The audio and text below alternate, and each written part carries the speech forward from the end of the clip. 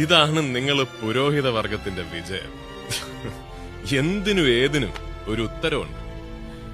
പട്ടിണിയും കഷ്ടപ്പാടുമായിട്ട് നരകിച്ച് ജീവിക്കുന്ന ഒരു നീതിമാനെ ചൂണ്ടിക്കാണിച്ചു തന്ന നിങ്ങൾ പറയും സ്വർഗത്തിലേക്കുള്ള വഴി ഇടുങ്ങിയതും കല്ലും മുള്ളും നിറഞ്ഞതാണ്.